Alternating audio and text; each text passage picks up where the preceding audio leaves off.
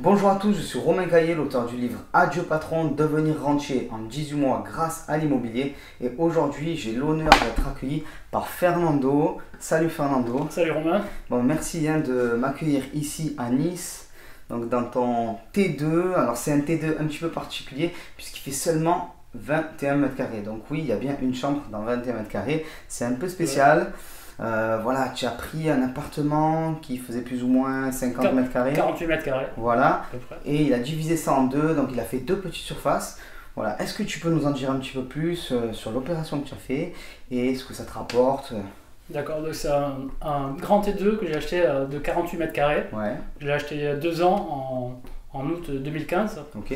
C'est dans un quartier qui est en voie de développement, qui est situé derrière la gare de Nice. Mhm. C'est pas un quartier luxueux, mais Ouais. les prix sont très corrects. Et donc j'ai trouvé cet appartement avec 2 portes palières sur cet appartement. D'accord. Et donc tout de suite j'ai pensé à Ah, la diviser division. à la division, puisqu'il y avait 2 portes palières et on n'avait pas de place perdue si on découpait Ouais. l'appartement. J'avais déjà deux accès en fait.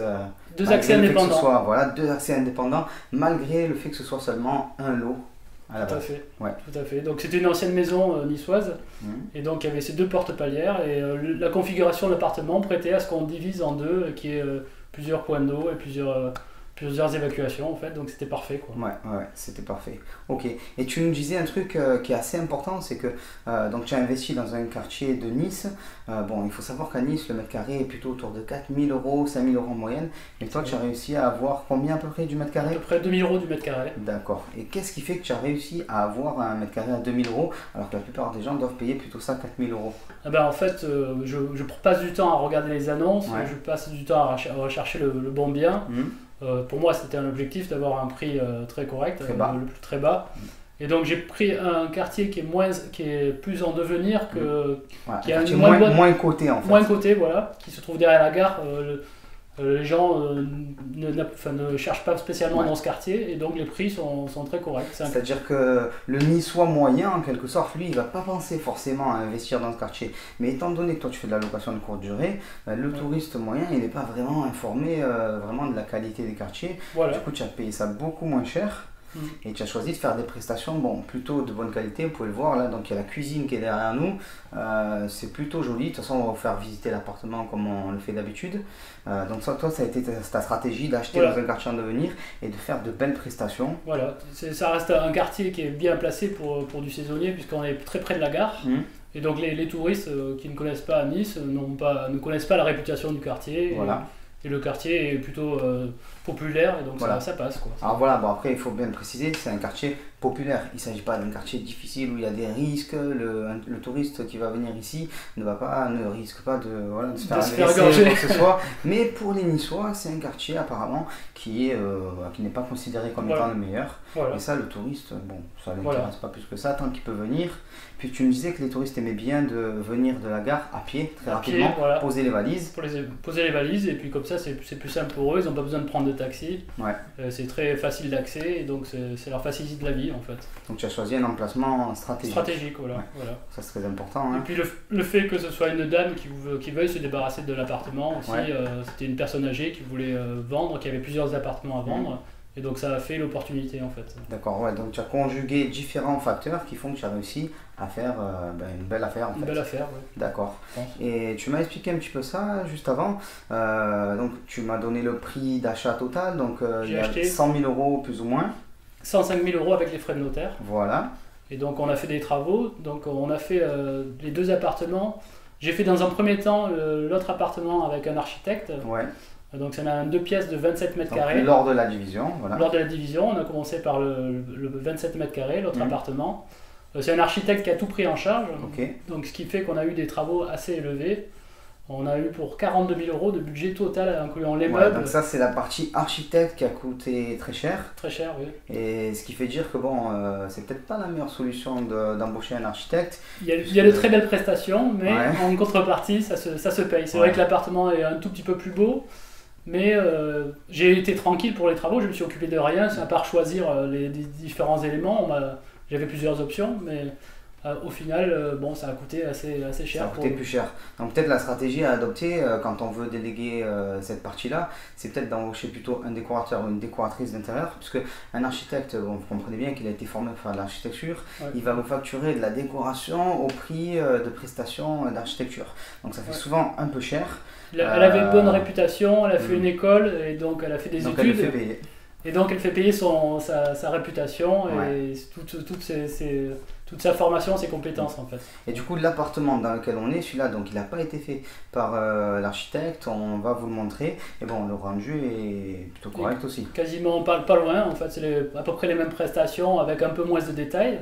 C'est moi qui ai choisi les matériaux. Sur les idées, il est vrai de l'architecte, mais j'ai adapté quand même à ma façon. Et du coup, le budget était deux fois moindre. Ça a coûté moitié prix, 18 000 € pour 21 mètres carrés à peu près. Ok, d'accord. Voilà. Alors j'aimerais bien qu'on puisse parler aussi de la partie financière pour développer un petit peu. Donc combien tu fais de chiffre d'affaires, combien il te reste en net approximativement en tout cas, histoire de donner une ordre d'idée donc, aux personnes qui nous regardent. Donc sur l'année, en fait, comme je fais du saisonnier toute l'année, en fait, c'est très variable suivant la saison. Donc là, on est en août, c'est la haute saison. Et donc si tu devais lisser les deux appartements sur une année. Si je dois lisser les deux appartements, c'est à peu près 2400 € de chiffre d'affaires. Ouais. Par mois. Par mois, 2400 mensuels, en comptant les saisons basses. Voilà. Ouais. Et donc en fait, les deux appartements me coûtent en charge et en crédit 1400 €. Donc ce qui fait un cash flow de 1000 € approximatif par mois lissé sur l'année en fait. D'accord. Donc ça fait un rendement qui est plutôt correct. Mais finalement, parce que ce qui est aussi important, il y a le rendement quand on fait un investissement immobilier, ça c'est très important, il faut y penser. Mais de ce que je crois comprendre, tu as aussi une belle possibilité de plus-value. Oui, en fait, j'ai la possibilité de diviser officiellement cet appartement. Pour l'instant, j'ai simplement fait la division officieuse, mais j'ai eu la possibilité de faire la division chez le notaire et de revendre séparément chaque appartement. Voilà. Et là, alors tu dis division officieuse, mais c'est important de le préciser. Alors chez toi, en l'occurrence, tu respectes les règles du syndic, quoi, les règles de la copropriété. Donc c'est que c'est considéré comme étant du réaménagement, de l'aménagement intérieur, voilà. Et pour pouvoir faire une division officielle, il faut créer des lots, tout ça. On en a parlé dans une autre vidéo avec la division qui a été faite par Margot. Si vous l'avez déjà vue, si vous l'avez pas vue, ben, je vous conseille d'aller la voir. Donc ça, voilà, si tu devais le faire.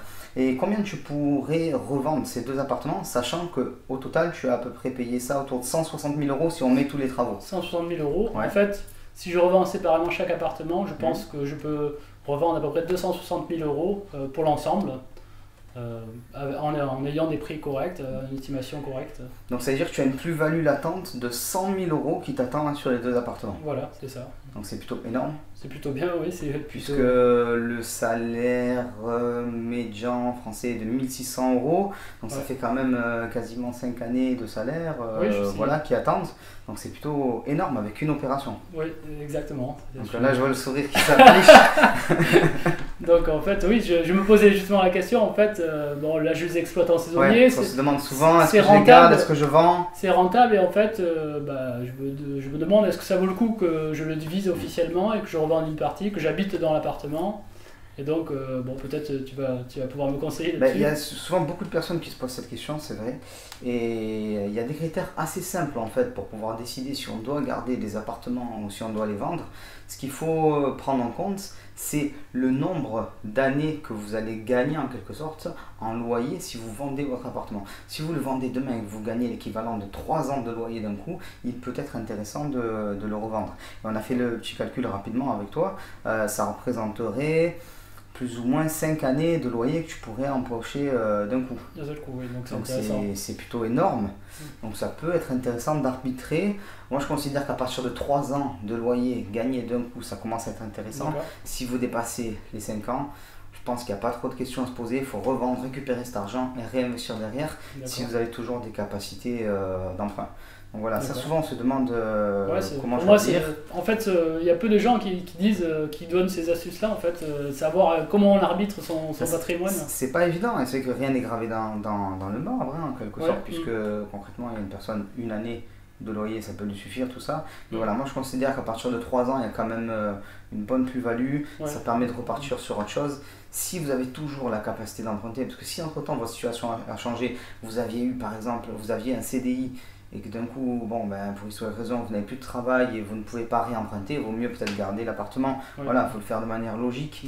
Mais voilà, mon but, c'est de pouvoir continuer à investir, donc je pense que c'est une bonne solution de pouvoir... Cette somme d'argent, là, les 100 000 euros que tu pourrais récupérer, tu pourrais les injecter comme apport pour débloquer une somme d'argent plus importante, peut-être jusqu'à 500 000 euros, voire même plus, selon la situation de chacun. Donc voilà, ça peut te permettre de vraiment utiliser l'effet de levier. Tremplin, quoi. À plein, exactement. Donc voilà, j'espère que tu nous diras si jamais tu as vendu... D'accord, je vais réfléchir à la question, je pense que je vais faire ça. Bah écoute, si jamais tu le fais, tu nous tiens au courant. D'accord, avec plaisir. Je reviendrai avec grand plaisir. Ce qu'on va faire maintenant, c'est qu'on va visiter un petit peu l'appartement. Donc je vous rappelle, c'est un peu spécial. 21 mètres carrés et on réussit à avoir une chambre là-dedans, donc franchement c'est super. On a bien optimisé l'espace. Énormément, je trouve, tout est très bien agencé. Là, alors vous le voyez peut-être pas vraiment, mais on est dans le salon, cuisine, entrée, c'est une pièce un peu tout terrain. Elle doit faire quoi? Tu sais la mesure exacte de la pièce? Non, je ne sais pas. Non? Bon, c'est un peu difficile à dire, mais ça doit faire 12-13 mètres carrés et malgré ça on se sent pas à l'étroit, c'est plutôt pas mal. Donc on va visiter ça, comment ça a été agencé pour gagner le moindre mètre carré et voilà, pour rentabiliser au maximum cet investissement. Merci Yann pour cette petite interview. On va faire le tour de l'appartement. N'hésitez pas à vous abonner sur la chaîne YouTube ou venir me voir sur Facebook si vous souhaitez d'autres contenus de ce type, ou laisser des commentaires. J'orienterai la chaîne en fonction de vos desiderata, en fonction de ce dont vous avez besoin au niveau des investissements. C'est parti pour la visite de l'appartement de Fernando. Donc comme j'ai pu vous le dire, il a une particularité, c'est que c'est un T2 qui fait seulement 21 mètres carrés. Donc franchement, tu t'es plutôt bien débrouillé. Bon, tu as eu aussi des conseils de l'artisan, de l'architecte, voilà. Mais c'est plutôt pas mal. Donc là, on se trouve dans le salon, salle à manger, cuisine. La pièce commune. Voilà, qui fait tout. Tout à fait, la pièce d'entrée en fait, qui fait cuisine, salon. Voilà. Donc juste ici, on a l'entrée de l'appartement. Donc tu as mis juste à côté le tableau. Tableau qui est propre à cet appartement en fait. Voilà, puisque c'est une division. Oui, chaque appartement a son tableau électrique. On a changé aussi les portes d'entrée, on a mis des portes blindées pour que ça fasse plus cossu. C'est un peu mieux pour le tourisme aussi, c'est clair. Je vois aussi que tu as apporté, alors on le voyait déjà dans l'interview principale, mais quand même pas mal de soins au niveau de la cuisine. En fait, la cuisine, c'est une cuisine basique que j'ai achetée chez Ikea. Très bien. J'ai pris des belles façades. Simplement, j'ai pris une crédence avec des céramiques en fait faites main, et donc c'est un matériau un peu spécial, un peu luxueux, mais comme c'est sur une très faible surface, en fait, ça me revient pas très cher. Voilà. Donc en fait, tu as rehaussé la cuisine, c'est-à-dire que tu as pris des meubles du commerce qui sont basiques, qui ont des prix normaux, on va dire ça, et tu as mis une très belle crédence. Moi, en tout cas, je trouve que ça rend très très bien, et ça rehausse, ça donne vraiment un aspect plutôt sympa à la cuisine. Donc on fait des économies sur les meubles, on prend une crédence qui coûte un peu plus cher, et tout de suite, ça donne un peu de cachet à l'appartement. Tout à fait. Donc ça, c'est plutôt pas mal. Si on voit un petit peu le reste de l'appartement, on voit que tout l'espace a été optimisé au maximum. Voilà, on a mis une table sur roulette ici pour pouvoir la bouger plus facilement. Donc voilà, la table est sur roulette, elle est toute petite, il est possible de l'ouvrir, donc ça permet là de gagner des mètres carrés quand elle est refermée. Il y a aussi la télé qui est en hauteur, bon elle aussi elle est petite. Elle est petite, mais c'est suffisant, suffisant pour les touristes. Exactement, parce que bon finalement les personnes vont être ici au niveau du canapé, voilà, ils sont très proches de la télé puisque la pièce est assez petite. Et aussi ce que je remarque, et ça je trouve ça intéressant, c'est que là au niveau du canapé, bon tu n'as pas fait des folies. C'est le canapé Ikea, voilà. Et c'est un des modèles d'entrée de gamme si je ne me trompe pas. Entrée de gamme et très bien, ça fait la tu n'as jamais eu de problème de plainte? Non, aucune plainte. Il est confortable et il est solide, surtout il n'y a pas eu de casse, donc c'est le principal. Et en parallèle, tu as rehaussé entre guillemets en choisissant un papier peint, alors qui est original. Après, c'est les goûts, on aime ou on n'aime pas. Moi, je trouve que c'est plutôt pas mal avec la crédence verte. Voilà, donc ça rend super bien sur les photos. Les photos que tu mets sur Airbnb, sur le Bon Coin aussi, parce que tu loues sur le Bon Coin des fois. Sur le Bon Coin, sur Airbnb. En fait, ça donne une identité visuelle à l'appartement. En fait, exactement. Sur les photos, ça donne vraiment une image assez de qualité, quoi. Et tu as poussé le vis, on va dire, jusqu'au bout. Donc cette crédence-là, tu l'as reprise dans la salle de bain qui se trouve là-bas. Donc c'est plutôt des couleurs bleues, pastel, grises. Donc tout de suite, il y a cette identité qui est reprise dans l'appartement et ça donne tout de suite du cachet. Alors la salle de bain, vous voyez, elle est toute petite. Elle doit faire plus ou moins 2,50 m carrés approximativement. Et pourtant, on n'est pas non plus à l'étroit dans cette salle de bain. Oui, j'ai pris les mêmes crédences, les mêmes carreaux que la crédence en fait. C'est des carreaux en terre cuite. Voilà, juste en changeant les couleurs, voilà. Ça a donné du cachet tout simplement. Et ça rappelle en fait, quand on est là et on passe dans la salle de bain, d'un coup on se dit ah, il y a une recherche. Donc on va continuer au niveau de la chambre. Alors, la chambre aussi toute petite. Donc la chambre doit faire...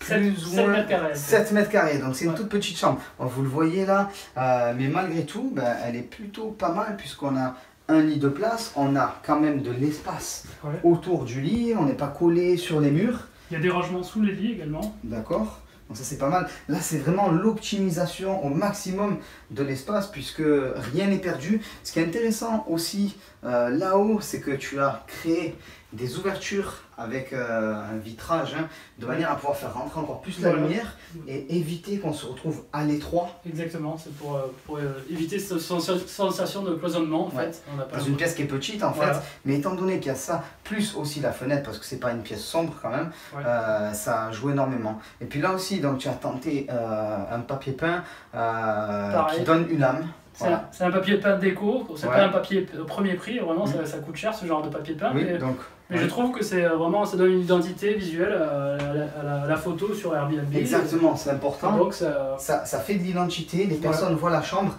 et il y a des petits coups de cœur qui se déclenchent. Donc tu as fait le pari inverse de ce qu'on peut entendre souvent, c'est-à-dire de et aussi de dépersonnaliser. Très souvent, moi-même, des fois je le conseille, de pas forcément investir énormément, de faire quelque chose qui n'est pas trop personnalisé pour que tout le monde puisse s'y reconnaître en fait et se projeter dans l'appartement. En fait, j'essaie de personnaliser que sur certains points, ça reste localisé, donc si vraiment d'ici quelques années je veux changer le papier peint, il n'y a qu'un pan de mur à changer, donc c'est pas sur toute la pièce, ça reste des touches par-ci par-là. En fait. Ça c'est important parce que le papier peint souvent ça vieillit mal en quelque sorte, ce qu'on trouve beau une année, 2 ans après, on ne trouve pas forcément très beau. Et voilà, mais bon, tu as osé quelque chose qui est original et je trouve ça très beau. Voilà aussi avec les petites étagères qui sont là sur le côté. Je trouve que tu as vraiment utilisé au maximum l'espace de l'appartement.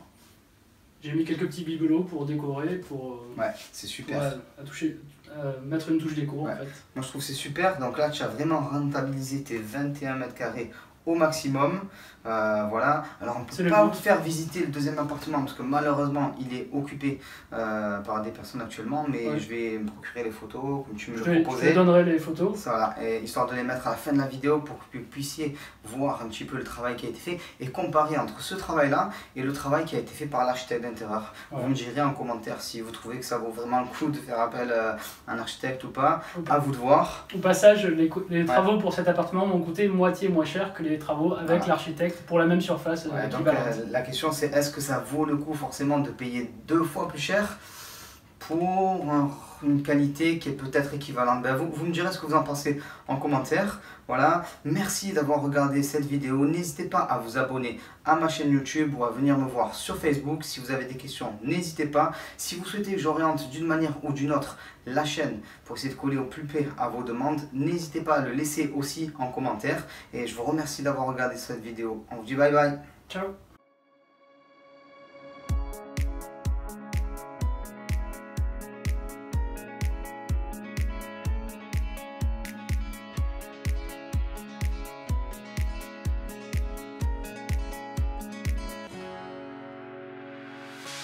The sun lays so brightly.